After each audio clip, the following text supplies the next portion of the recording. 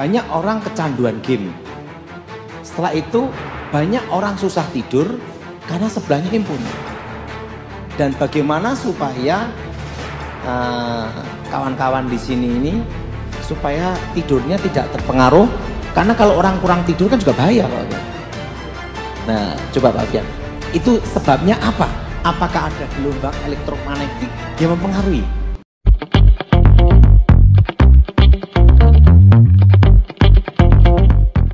Shalom sahabat terang kemuliaan, apa kabar kalian semua? Senang rasanya bisa berjumpa lagi dengan kalian semua. Kiranya damai sukacita Allah dan kebaikan Tuhan selalu bersama dengan kalian. Diberikan umur yang panjang, diberikan kesehatan yang sempurna, dan juga tentunya diberikan rezeki berlimpah. Dijauhkan dari segala sakit, penyakit, dan mara bahaya. Pada kesempatan kali ini kita akan mendengarkan kembali firman Tuhan atau pesan firman, pesan yang disampaikan oleh hamba Tuhan, yaitu Pastor Dautoni atau Evangelis Dautoni. Dan kali ini tentang sosial media, khususnya handphone yang selalu kalian bawa kemana-mana, bahkan sering diajak tidur ya. Nah, apa sih pesan yang akan disampaikan? Sebelumnya mari kita masuk ke dalam doa. Tuhan Allah Bapa kami yang berada di kerajaan surga, terima kasih Tuhan Yesus apabila kami semua sampai hari ini masih bisa bernafas, masih bisa melakukan aktivitas kami sehari-hari. Ampuni kami Bapa yang sering kali hilaf, ampuni kami yang selalu berbuat dosa, ampuni kami ya Bapa, ampuni. Berikan kami hikmat marifat agar kami bisa mengerti apa yang disampaikan oleh hamba-Mu. Terima kasih Tuhan Yesus, berkati kami semua yang akan mendengarkan. Di dalam nama Tuhan Yesus kami berdoa. Haleluya. Amin. Sahabat terang kemuliaan, sebelum kita lanjut kepada videonya, mari kita baca dulu firman Tuhan. Di sini saya akan sharingkan firman Tuhan yang diambil dari Titus. Di sini saya ingin sharingkan firman Tuhan yang saya ambil dari Titus 2 ayat 1 sampai 10. Titus 2 ayat 1 sampai 10 di sini akan saya bacakan untuk kalian semua. Ini tentang kewajiban orang tua, pemuda dan hamba. Tetapi engkau beritakanlah apa yang sesuai dengan ajaran yang sehat. Laki-laki yang tua hendaklah hidup sederhana, terhormat, bijaksana, sehat dalam iman, dalam kasih dan dalam ketekunan. Demikian juga perempuan-perempuan yang tua, hendaklah mereka hidup sebagai orang-orang beribadah. Jangan memfitnah, jangan menjadi hamba anggur, tetapi cakap mengajarkan hal-hal yang baik. Dan dengan demikian mendidik perempuan-perempuan muda mengasihi suami dan anak-anaknya. Hidup bijaksana dan suci, rajin mengatur rumah tangganya, baik hati dan taat kepada suaminya, agar firman Allah jangan dihujat orang. Demikian juga orang-orang muda, nasihatilah mereka supaya mereka menguasai diri dalam segala hal. Dan jadikanlah dirimu sendiri suatu teladan dalam berbuat baik. Hendaklah engkau jujur dan bersungguh-sungguh dalam pengajaranmu, sehat dan tidak bercela dalam pemberitaanmu, sehingga lawan menjadi malu karena tidak ada hal-hal buruk yang dapat mereka sebarkan tentang kita. Hamba-hamba hendaknya taat kepada tuannya dalam segala hal dan berkenan kepada mereka, jangan membantah. Jangan curang, tetapi hendaklah selalu tulus dan setia, supaya dengan demikian mereka dalam segala hal memuliakan ajaran Allah, juru selamat kita. Amin. Itulah ayat yang bisa saya sharingkan untuk kalian semua. Kiranya ini bisa menjadi memperdalam iman kita lagi, lebih dalam lagi, lebih dekat lagi tentunya, lebih kuat lagi dalam Yesus Kristus Tuhan kita. Baiklah sahabat terang kemuliaan, jangan lupa dukung terus channel terang kemuliaan dengan cara apa? Tentunya dengan cara subscribe dan bagikan video-videonya kepada yang lain agar kiranya channel ini bisa menjadi berkat untuk orang banyak. Sahabat terang kemuliaan, mari kita saksikan firman Tuhan dan pesan yang disampaikan oleh Evangelis Dautoni atau Pastor Dautoni. Selamat menyaksikan.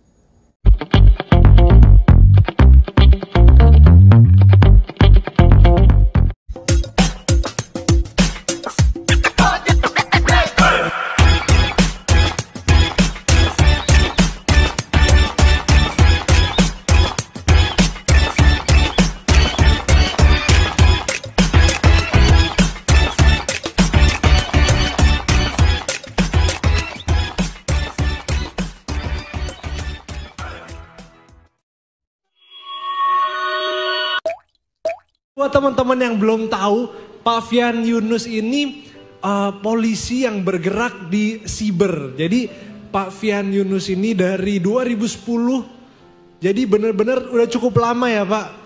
Udah cukup lama, itu benar-benar tekun, benar-benar fokusnya tuh pada dunia siber ya Pak. Jadi mungkin bisa dijelaskan sedikit Pak, kenapa Bapak tuh seneng sekali sama yang namanya siber Pak? Mungkin secara singkat. Ya, semua tuh karena Tuhan. Oh dahsyat, semua karena Tuhan, haleluya, amin. Semua karena Tuhan, Tuhan memberikan masalah-masalah dan Tuhan memberikan solusi. Nah tergantung kitanya yang menjalani, apakah kita bisa mengikuti jadwalnya Tuhan atau kita mengikuti jadwal kita sendiri. Amin. Amin, luar biasa. Jadi jelas ya kalau ada masalah pasti ada solusi. Nah ini menurut aku juga penting banget buat anak-anak muda. Karena anak-anak muda banyak kan tuh zaman sekarang tuh gampang mengeluh. Banyak anak muda zaman sekarang itu merasa bahwa tantangannya berat. Tapi Tuhan tidak akan pernah berikan kita tantangan tanpa ada solusi, amin. Dan ada Om Dautoni di sini, luar biasa, kita berikan tepuk tangan. Luar biasa Om Dautoni, tidak butuh introduksi karena kita semua udah kenal. Ya, apalagi biasanya suka berhadapan dengan setan Om Dautoni. Iya. Gimana Om Dautoni? Yang jelas saya bukan jadi setannya. Oh haleluya. Yang Tapi jelas bukan. ini, Graven, saya itu tidak menyangka pada waktu tahun 2001 ya Fian ya? 2001 sampai 2004, kebetulan tuh saya tuh dulu diminta untuk ngasih pengarahan di Akademi Kepolisian Semarang. Di Akpol ya Om? Akpol. Dan waktu itu gubernurnya Khairul Rasyid ya? Khairul Rasyid dan wakil gubernurnya, saya itu wakil gubernurnya, pokoknya waktu itu ya, 2001 sama 2004 ya. Waktu itu Fian ini termasuk Wycliffe, Roberto, Ronald, itu masih taruna-taruna. Dan ganteng-ganteng. Sekarang masih juga. Sekarang masih dong Om Daud. Dan masih culun-culun. Dan waktu 2001 sampai 2004 itu, saya itu belum mengawal presiden secara khusus. Karena waktu itu saya masih diberi untuk pengarahan. Dan 2004 saya langsung pengawalan presiden. Nah, dan yang lebih luar biasanya ada, saya waktu menikah itu di 2004, yang ngatur gedungnya adalah polisi semua. Yang dari taruna-taruna, tempat diskotik diubah menjadi tempat untuk perkawinan. Wih, itu Om Daud menikah di situ? Yang ngatur juga polisi. Polisinya dari taruna Akpol. Kenal baik. Nah, jadi ada kesan tersendiri gitu loh. Tapi gedungnya aja yang dirubah. Ya. Disewa gitu loh. Dan yang nyewa gratis. Karena waktu itu cari gratisan. Oh mantap, irit ya Om, hemat. Jadi ada kesan lah sama Vianney, kenapa? Dia dari Akpol ya. Dan dari dia Akpol, dia udah cinta Tuhan. Dan saya tidak menyangka. Luar biasa. Sampai sekarang dia cinta Tuhan. Nah, dan 2004 saya menghilang dia. Langsung 2004. Oh bentar, menghilang? Iya. Menghilang, menghilang tiba-tiba. Bukan. Oh bukan. Artinya ya kan saya nggak tahu, kan katanya menghilang, ya kan? Menghilang dari tiba-tiba, peredaran. Menghilang gitu. Menghilang dari peredaran. Oh, menghilang dari peredaran. Oke. Karena 2004 itu saya udah langsung menjadi tim khusus untuk pengamanan presiden. Oh, mantap. 2004 sampai 2014. Nah, setelah itu berapa tahun kemudian baru ketemu ya. Jadi saya sama Vian ini sudah hampir tidak ketemu itu hampir 20 tahun ya. Hampir 20 tahun. Dan tiba-tiba dia udah di cyber dan ahli IT yang saya tidak menyangka, hebat juga itu. Oh, dahsyat. Dahsyat, haleluya. Banyak orang kecanduan game. Setelah itu banyak orang susah tidur karena sebelahnya handphone. Dan bagaimana supaya kawan-kawan di sini ini supaya tidurnya tidak terpengaruh, karena kalau orang kurang tidur kan juga bahaya Pak Fian. Nah, coba Pak Fian, itu sebabnya apa? Apakah ada gelombang elektromagnetik yang mempengaruhi? Ya, mungkin untuk menjawab pertanyaan Pak Daud, Kita mungkin bisa lihat paparannya dulu. Nah, kita boleh Coba lihat dulu. tim Mungkin media saya boleh paparan, minta Pak, tolong ya. presentasinya. Nah, Ya, terus mungkin langsung ke yang slide ke-7 sampai slide yang ke-11. Ya, Nah. ya, balik lagi. Satu slide. Balik bukan ke bawah. Sebelumnya.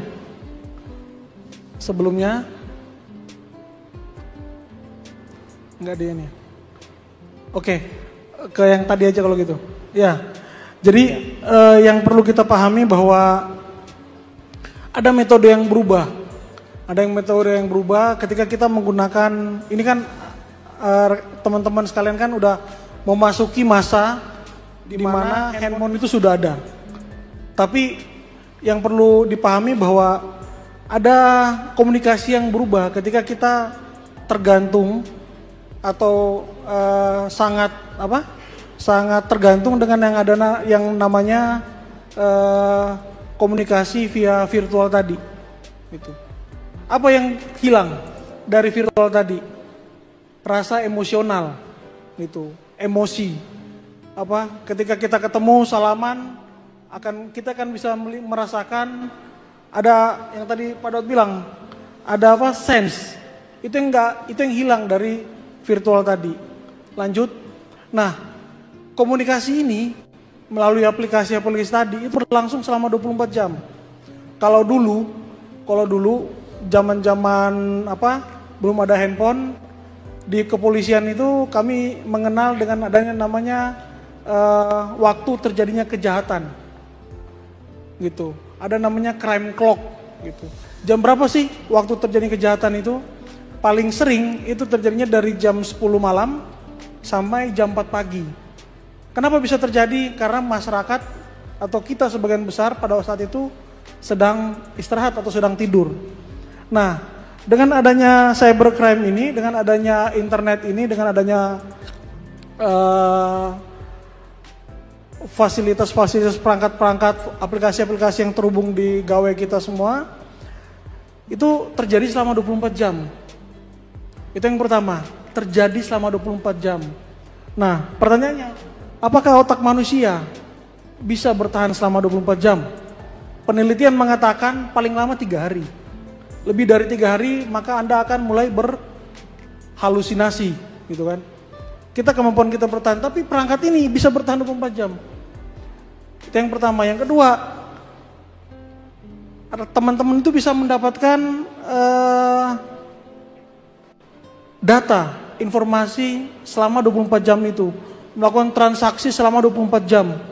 Gitu. Jam 3 Anda buka handphone, maka akan terima informasi. Gitu. Dan ini terjadi secara borderless. Siapa yang punya teman orang Arab Saudi?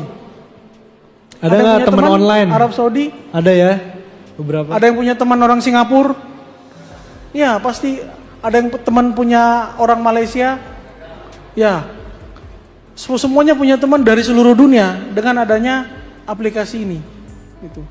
Dan semuanya itu akan tersimpan secara digital. Akan ada jejak digitalnya. Di mana jejak digital itu? Di perangkat-perangkat kita, di server-server yang dibangun oleh perusahaan-perusahaan besar itu untuk membuat kita jadi terkoneksi seluruh dunia. Lanjut. Nah, ini permasalahannya tanpa batas tadi. Kita nggak berada lagi di dunia yang dibilang Jakarta. Kita nggak berada lagi di dunia yang namanya Indonesia saja. Tapi kita berada di everywhere. Kita bisa berada di mana saja. Lanjut. Nah, masalahnya, ini masalahnya. Everybody can be anybody di internet. Tadi yang dibilang Singapura, Malaysia, atau di mana saja, belum tentu dia. Belum tentu dia. Bisa di-create oleh seseorang yang tadi everybody itu bisa menjadi anybody. Dan itu bisa sangat berpotensi untuk melakukan kejahatan. Ini contohnya. Ini sering dialami oleh lanjut. Berikutnya ya. Ini contohnya. Seorang laki-laki bisa menjadi seorang perempuan yang sangat cantik gitu. Yang kalau menurut laki-laki itu nilainya 8 gitu kan, 8, 9. Nah, di sebelahnya itu bisa menjadi seorang laki-laki yang menurut perempuan nilainya 10 gitu. Atletis, punya pekerjaan bagus, punya salary yang tinggi, punya wajah yang tampan, itu bisa di internet. Jadi kejahatan inilah, hal inilah yang dimanfaatkan oleh pelaku. Lanjut. Oh, udah. Ini udah terakhir ya. Nah, dari situ kita harus bisa memahami bahwa kita harus waspada bahwa sosial media, internet itu bukan segala-galanya. Kembali lagi ke pribadi kita. Mungkin itu, Pak. Pak Fian, saya mau tanya nih, penting sekali. Bagusnya itu kalau kita ini, kalau megang handphone, waktu kita mau tidur, harus diapakan handphonenya, supaya kita tidak terkena gelombang elektromagnetik gitu, dan terpengaruh. Karena kalau kita dekat dengan handphone, itu seperti kayak medan magnet mempengaruhi alam bawah sadar. Gimana menurut Graven? Kalau menurut aku ya gampang. Kalau menurut aku sebagai anak muda ya kita harus ada batas waktu. Nah, ya itu. kan? Caranya gimana itu Pak Fian? Ya, kalau kita bicara batas waktu, jadi di hidup ini Tuhan udah memberikan kita kemampuan untuk manajemen. Manajemen itu adalah kemampuan dasar dari kita. Kita harus bisa mengatur mana yang kapan kita saat tidur, kapan kita saat untuk belajar, kapan kita harus bertemu teman, kapan kita harus berdoa, kapan kita harus membaca Alkitab. Ketika semuanya itu tidak dilakukan atau saling tabrak-tabrakan, maka akan ada hal-hal yang negatif terjadi. Sama juga ketika tadi Pak Daud katakan, bagaimana supaya handphone itu bisa kita kendalikan? Kan kata keywordnya itu kendalikan. Iya. Kita bisa mengendalikan. Kalau saya pribadi, saya akan mematikan semua notifikasi. Karena kenapa? Saya membutuhkan good sleep. Saya membutuhkan tidur yang cukup. Supaya besok ketika saya bekerja, apalagi kan tugas saya sebagai penyidik, saya harus mampu mengambil keputusan. Apakah perkara ini bisa dilanjutkan atau tidak. Nah itu harus saya ambil. Supaya saya tidak salah ngambil keputusan, saya harus tidur. Istirahat yang cukup. Seperti itu. Saya matikan notifikasi, dan kalau butuh, saya udah siap. Saya sampaikan ke tim saya, kalau kamu butuh, kamu telepon, jangan di WA, karena WA saya nggak akan lihat itu. Saya lihat ketika saya bangun pagi besok. Gitu. Hidup ini itu tentang keputusan. Jadi untuk teman-teman anak-anak muda, kita harus ingat sebelum kita tidur, mungkin scrolling itu seru, tapi kita ingat bahwa istirahat itu juga tidak kalah penting. Nah, kalau itu kan tentang handphone, Pak Fian. Nah, bagaimana kalau tentang medsos? Karena zaman sekarang anak muda kalau tidak ada medsos rasanya tuh aneh. Betul ya? Siapa di sini yang pakai medsos? Mau itu Instagram ke, WA ke, apapun medsosnya. Semua pasti pakai. Justru kalau ada yang nggak pakai medsos itu zaman sekarang bisa kita anggap aneh gitu. Nah, gimana Pak? Kira-kira bagaimana sih apa yang boleh dan tidak boleh di dalam media sosial? Ya, kita berbicara berarti apa yang boleh dan tidak boleh. Kalau kita bicara apa yang boleh tidak boleh, yang pertama kita berbicara terkait dengan privasi, gitu ya. Adik-adik, teman-teman pasti memiliki, semuanya orang tuh memiliki privasi, gitu kan. Nah, privasi ini sesuai dengan yang disyaratkan itu adalah milik pribadi dan tidak layak, gitu. Tidak layak, tidak elok, tidak etis untuk di-share. Jadi janganlah meng-share yang sifatnya pribadi tadi. Hal yang pribadi, apa contohnya hal yang pribadi itu? Anda berkelahi dengan pacar Anda share. Itu kan tidak elok untuk dilakukan, tidak etis juga, gitu. Apalagi data-data pribadi, misalnya nama, nomor rekening, gitu kan, alamat rumah, itu jangan di-share. gitu. Kemudian foto-foto yang sensitif, foto sensitif memperlihatkan apa? Hal-hal yang sifatnya pornografi, hal yang sifatnya sensualitas, itu jangan di-share gitu. Kita kan berbicara yang tidak boleh gitu kan. Tapi kalau Anda mau share ya silakan. Itu adalah yang tadi disampaikan, keputusan apakah Anda punya kendali atau tidak punya kendali terhadap perangkat Anda. Nah, yang boleh sosial media itu apa? Anda untuk belajar gitu. Kalau dulu ini bicara dulu ya. Sebenarnya nggak boleh bicara dulu ya. Kalau dulu saya untuk belajar matematika itu sangat sulit sekali mencari misalnya akar kuadrat dari 3. Akar kuadrat dari 3. Ada yang tahu jawabannya? Akar kuadrat dari 3? Nggak ada memang ya. Tapi itu saya cari gitu. Apa nih akar kuadrat dari 3? Memang nggak ada jawabannya. Karena itu bilangan prima kan. Nggak ada jawabannya. Saya cari itu. Gitu. Walaupun jawabannya memang tidak ada. Tapi itu saya nggak bisa nemukan. Karena dulu nggak ada internet. Itu sangat susah untuk mendapatkan internet. Nah, sekarang ada, itu bisa mempermudah kita untuk mendapatkan jawaban, untuk kita belajar. Apa konsekuensinya? Besok saat ujian, gak usah nyontek gitu loh. Orang jawabannya ada kok di internet, bisa dicari. Nah, itu hal yang boleh kita lakukan, seperti itu. Wah, ingat ya, jadi tadi penting banget tuh, privasi ya Pak ya. Jadi buat anak-anak muda yang lagi berantem sama pacarnya, gak usah ditaruh di story. Ya kan? Karena kan zaman sekarang lagi ini banget tuh, kalau lagi berantem tiba-tiba ada juga yang suka sindir-sindir di Instagram ya kan, pakai musik-musik galau, itu terus sharing-sharing identitas ya kan. Nah, Alfian, kalau privasi disebarkan itu berarti kalau dilaporkan itu kena pidana berarti? Ya. Kalau privasi seseorang? Ya, jadi gini, konsep daripada Facebook ini kan Facebook, jadi bisa menampilkan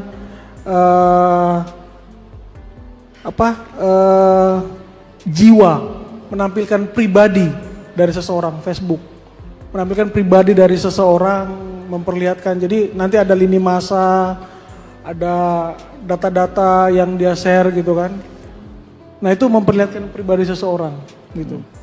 Nah, ketika data itu di-share, itu akan jadi milik publik. Jadi itu udah bukan ranah privasi lagi. Jadi Anda sendiri yang memutuskan data ini udah jadi ranah publik. Ya, udah nggak ada lagi yang namanya privasi tadi. Sudah hilang. Itu kalau sampai ada orang misalnya ya menyebarkan privasi saya, itu kena hukum pidana berarti ya? Ya, kena. Kalau dia menyebarkan, orang lain yang menyebarkan. Orang lain yang menyebarkan? Iya. Berarti itu bisa kena. Supaya teman-teman di sini itu tidak sembarang menyebarkan privasi orang. Privasi itu kayak gimana Pak? Kayak alamat kah atau nomor telepon kah atau chattingan pribadi kah atau iya. Data-data pribadi yang dimiliki seseorang. Kalau di undang-undang PDP itu ada kalau nggak salah ada 12 atau 16 gitu. Klasifikasi nanti bisa dilihat ya. Saya juga lupa gitu. Nanti bisa dilihat itu ada data-data termasuk medical check up gitu kan, data-data kesehatan gitu, itu bisa dilihat nanti di situ, KTP gitu kan, yang sifatnya pribadi. Itu kalau sampai orang lain mensiarkan, menyebarkan, pidana ya? Ya, itu pidana. Pidana ini masuk KUHP berarti ini ya? Ya, Undang-Undang ITE. Undang-Undang Kalau ITE. di Undang-Undang KUHP yang baru itu udah diatur di situ, gitu. KUHP yang baru. Tapi kan berlakunya masih 2 tahun lagi dari tahun 2022 kemarin. Misalnya saya 2024 sama itu. Graven ngobrol-ngobrol. Ini privasi saya sama Graven. Tiba-tiba Graven nyebarkan ke semua orang. Kena dia ya? Iya. Itu pelanggar privasi saya? Iya. Itu tidak boleh? Nggak boleh dilakukan. Oh gitu ya. Jadi kalau saya chatting sama Om Dautoni gitu. Misalnya saya chatting, Om, kira-kira yang menang malam ini timnas Indonesia atau Brunei, contoh gitu. Terus di-share itu bisa kena juga? Atau ya, apapun isi chatnya? Ya, dengan menggunakan, kita lihat juga apakah isinya itu bisa mendatangkan kerugian bagi yang melapor. Oh gitu. Jadi yeah. Semuanya kan kalau seperti itu kan terjadi di ranah privat harus ada yang melaporkan. Ya. Gitu. Berarti jadi, selama tidak ada yang melapor aman-aman aja? Aman aja. Kalau ada yang melapor baru masuk pidana ya? Ya. Pencemaran nama baik? Ya, seperti itu. Oh. Tergantung konten yang di-share juga, Pak. Kontennya juga. Iya. Berarti sebenarnya lebih baik itu paling aman itu kalau urusan pribadi jangan di-sharekan ke orang lain ya. Iya, Karena bisa itu. masuk kalau ada yang lapor, yang bersangkutan lapor pidana ya. Iya. Om Daud, aku mau nanya Om Daud. Setan itu bisa masuk nggak sih lewat medsos Om Daud? Bisa. Bisa. Heeh. Oh, kan mungkin kan kita kira kan setan itu kalau biasanya kayak kuntilanak gitu atau kayak Sekarang berbagai wujud. setannya ikut cyber juga. Oh, setan ikut cyber. Sekarang gini, dukun-dukun nggak pakai cyber kan? Nawarkan jasa pelet, jimat, bisa transfer jarak jauh. Oh, saya kira itu bohongan loh Om. Maksudnya saya kira tuh Bisa. orang kalau kayak ngirim santet lewat SMS, saya kira itu cuma orang iseng Om. Orang menghipnotis jarak jauh. Zaman dulu itu maksimal sebelum saya bertobat. Itu menghipnotis seseorang, mempengaruhi hipnotis. Itu hanya radius kira-kira itu hanya 1 kilo. Radius 1 kilo, oke. Untuk menguasai, untuk memanipulasi alam bawah sadar. Nah, tapi sekarang bukan 1 kilo lagi. Tergantung medsosnya, mempengaruhi cybernya ratusan kilo. Ribuan kilo. Berarti karena gini ya, penguasa di udara, artinya kan di atmosfer. Nah, atmosfer ini berarti kan ada gelombang elektromagnetik semua toh. Nah, kalau kita ngomong bahwa setan zaman dulu sama zaman sekarang itu beda. Bedanya gimana? Sekarang ini hampir tidak ada batasnya gitu loh. Kalau dulu kan orang ke dukun ada batasnya. Ngasih apa? Gula teh, betul? Ya. Dan harus jarak dekat, ngasih jimat. Sekarang enggak. Begitu foto, kirim kekuatan gaib, jarak jauh. Bisa. Bisa ya? Heeh. Jadi setan bisa masuk lewat medsos ya Om? Bisa. Apa medsos apapun gitu bisa? Ah. Gini ya, saya itu sampai sekarang itu ada satu pertanyaan yang mungkin ini aneh dan lucu. Apa Om? Sebelum saya bertobat, orang itu kalau melet itu lawan jenis. Yang jadi pertanyaan kalau sejenis gimana ya? Ya gimana tuh Om? Oh iya itu pertanyaan bagus sih sebenarnya. Iya aku mikir. Karena loh sekarang pertanyaan. di media sosial itu juga ada yang sejenis, betul? LGBT, betul? Nah, jadi waktu saya ditanya Pak Daud, kalau ilmu kepelet untuk sejenis bisa enggak? Saya enggak bisa jawab. Karena waktu itu belum praktek itu. Oh belum praktek. Oh, Karena belum saya prakteknya selalu lawan jenis. Oh oke. Nah, makanya bingung saya ditanya. Dan yang kedua, tak perhatiin perkataan Pak Fian. Berarti kalau analisa saya, media sosial ini bisa dipakai Tuhan, tapi juga bisa dipakai setan. Oh. Dan kalau tak perhatiin ya, berarti ada jam tertentu bahwa handphone kita harus di notifikasi ya, supaya kita istirahat, betul? Kalau menurut Pak Fian, enaknya jam berapa untuk teman-teman? Ya itu kembali ke hitungan-hitungan kan, hitungan. Kalau kata dokter waktu istirahat itu minimal 8 jam lah. Ya. Ya seperti itu 8 jam.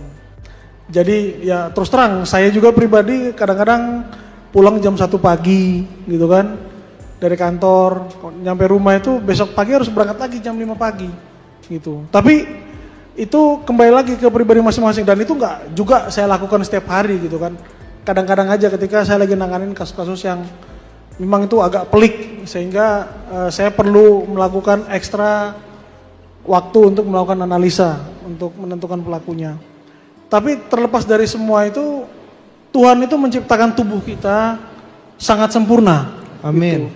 Nah kembali lagi tadi yang dikatakan oleh Graven. Keputusan kita untuk menjadikan tubuh kita yang tadi sangat indah itu yang Tuhan ciptakan, apakah mau hancur hanya kita karena kita nggak bisa ngambil keputusan untuk membuat dia menjadi semakin baik supaya Tuhan bisa berkarya gitu. Sahabat Terang Kemuliaan, itulah tadi pesan yang telah disampaikan oleh Evangelis Daud Tony atau Pastor Daud Tony dalam diskusinya ya, itu mengenai smartphone atau handphone atau sosmed. tentunya handphone ya yang sering kita bawa-bawa ya. Nah, kiranya apa yang telah disampaikan bisa memberkati kita semua dan juga tentunya menambah hikmat kita dalam menggunakan handphone, menggunakan sosmed dengan baik tentunya. Sahabat yang kemuliaan, apabila di antara kalian ada yang memiliki beban berat dan ingin didoakan oleh Pastor Dotoni, kalian bisa menghubungi nomor WhatsApp yang tertera di kolom deskripsi melalui pelayanan Yefta Ministry ataupun Tom Hiles TV. Kalian bisa bergabung di acara Zoom-nya. Dan untuk kita semua, mari kita doakan bersama-sama kiranya agar Evangelis Dotoni ini atau Pastor Dotoni ini selalu diberikan kesehatan agar beliau dapat melakukan terus pelayanan dengan baik dan juga mengabarkan kabar baik untuk kita semua. Sahabat terang kemuliaan, sampai di sini video kita kali ini dan kita akan tutup dengan doa. Tuhan Allah Bapa kami yang berada di surga, terima kasih Tuhan Yesus atas firman yang telah disampaikan. Terima kasih Bapa, terima kasih Bapa, kiranya Kau berkati kami Tuhan di hari ini Tuhan sampai akhirnya. Kami serahkan semuanya ke dalam tangan-Mu ya Bapa. Berkati kami semua yang telah mendengarkan firman ini. Di dalam nama Yesus kami berdoa. Haleluya. Amin. Sahabat terang kemuliaan, saya berdoa untuk kalian semua kiranya kebaikan Tuhan selalu bersama dengan kalian. Diberikan umur yang panjang, diberikan kesehatan yang sempurna dan juga tentunya diberikan rezeki yang berlimpah, dijauhkan dari segala sakit, penyakit, dan mara bahaya. Dukung terus terang kemuliaan untuk perkembangannya dengan cara subscribe dan bagikan video-video kepada yang lain agar kiranya channel ini tentunya bisa menjadi berkat untuk orang banyak. Dan kita bertemu lagi di lain kesempatan. Tuhan Yesus memberkati. Beginilah firman Tuhan, penebusmu yang maha kudus, Allah Israel. Akulah Tuhan, Allahmu, yang mengajar engkau tentang apa yang memberi faedah, yang menuntun engkau di jalan yang harus kau tempuh. Maka Yesus berkata pula kepada orang banyak, katanya, Akulah terang dunia, barang siapa mengikut aku, ia tidak akan berjalan dalam kegelapan, melainkan ia akan mempunyai terang hidup. Kata Yesus kepadanya, Akulah jalan dan kebenaran dan hidup. Tidak ada seorang pun yang datang kepada Bapa kalau tidak melalui aku. Tuhan Yesus memberkati.